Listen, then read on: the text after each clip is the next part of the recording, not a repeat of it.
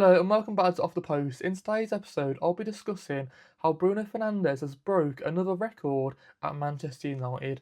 But before that, as always, please like, comment, and subscribe. It's very much appreciated, and it goes a long way helping me build a small community on my channel. We've recently just hit 297 subscribers. We're only 3 away from getting my main target, 300.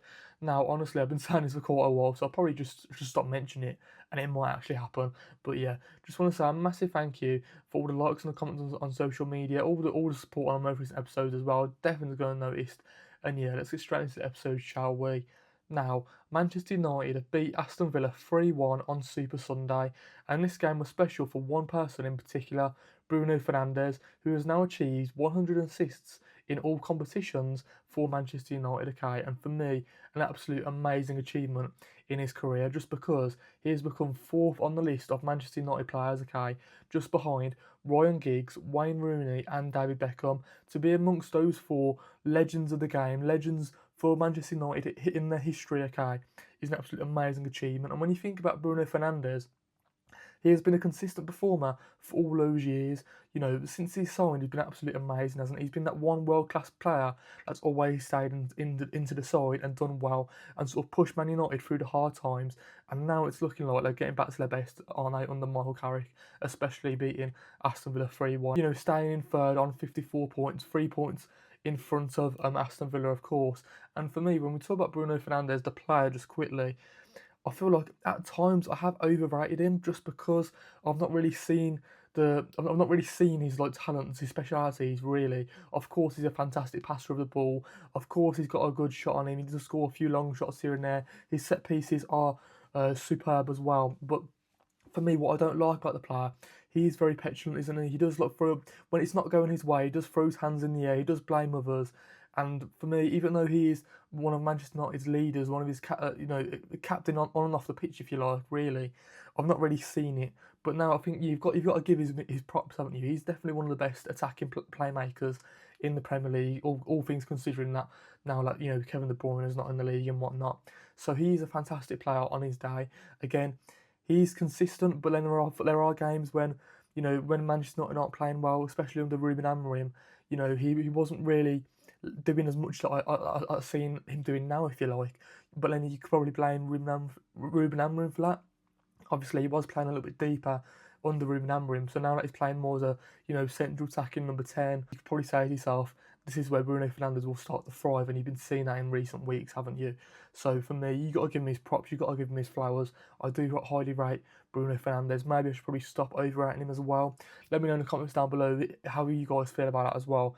Manchester United fans, do you feel like there's been a poor reception towards Bruno Fernandes over the years? Do you feel like people are going to start to see it now under Michael Carrick, especially if he does get the permanent job in the summer? We'll have to wait and see on that one, of course.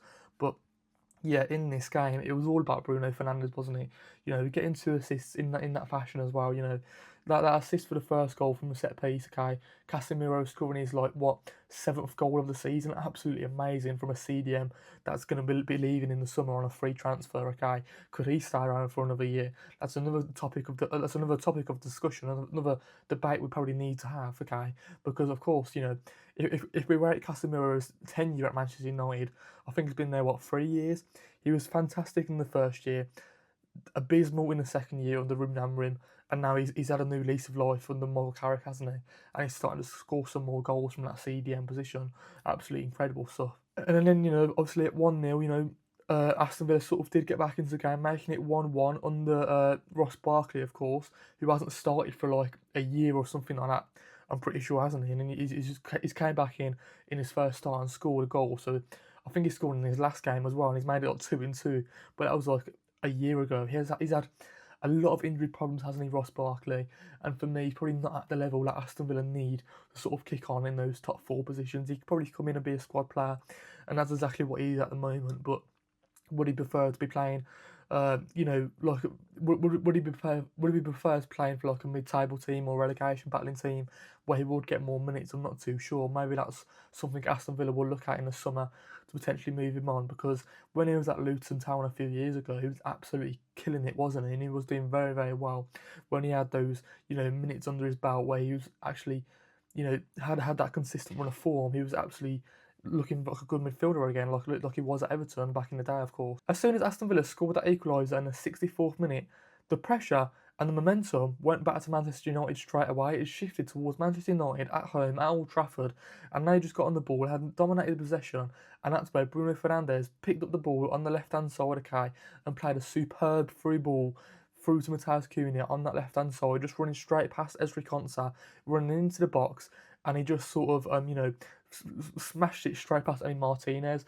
Now, from an Aston Villa perspective, you could say it was almost Leon Bailey's fault because he did lose the ball just beforehand, and that's where Bruno Fernandes picked the ball up from a Manchester United player, of course. But so you could blame it on the right winger there for Aston Villa. You know, that's what Ezri Konsa especially did. He was straight arguing with Leon Bailey, wasn't he, a little bit. So from that point of view, I'm not too sure. It's a little bit of an annoying one because, of course, you know, Aston Villa were on the sort of counter attack, if you like, with Leon Bailey. He loses it, and then because all of the defenders were pushing up part of the pitch, you know, that's how Matheus Cunha sort of ran in behind Ezri Konsa, if you like. So from that point of view, you could sort of blame. It depends who you want to put your blame on. Is it the attacker or is it the defender? Probably could have defended a little bit better. Probably could have been caught out a little bit easier as he did, at least, anyways. From Matheus Cunha's point of view, absolutely amazing goal. That little dance he does as well, so funny. He must have been absolutely rage baiting the goalkeeper, Emi Martinez, or rage baiting the Aston Villa fans, at least, anyways. But anyways, you know, at 2-1 at this point, it was looking like it was Manchester United's game. It was looking like Aston Villa were just not going to find any hope in the world to sort of come back and try and either, you know, get an equaliser, get a point, or try and go on and get 3 points from this game. It just wasn't looking like that, was it? So, you know, don't get me wrong, in the first half, Aston Villa especially did look pretty good. You know, it was 0-0 going into half time. It was looking quite even of a game. I don't know what happened, but as soon as, you know, Manchester United scored that first goal, it was all looking like they were going to go on and win the game.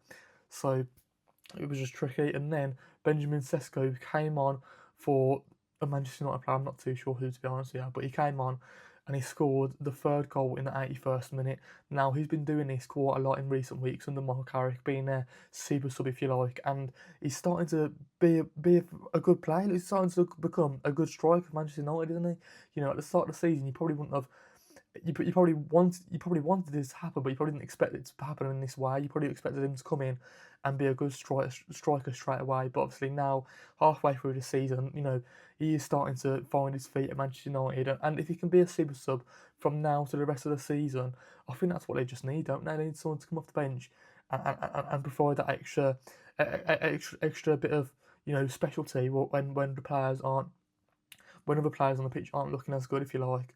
But, you know, Benjamin Sesko scoring the third goal, it was a bit of just a mess in there, wasn't it? It just summed up Aston Villa's night, if you like, just because it was a bit of a, you know, cross into the box, and it was a bit of a scramble between Aston Villa defenders and the United attackers and whatnot. And then Benjamin Sesko just gets his foot to the ball and just strikes it, and it sort of just bobbles straight past Emi Martinez.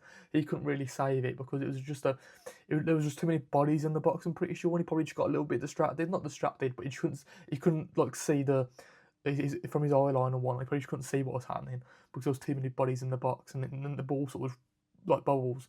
It was just a mess of a goal. You know, it wasn't the cleanest of finishes, but, you know, a goal's a goal. Like I said, you know, Victor Gyökeres, Benjamin Sesko, there's definitely similarities between the two players.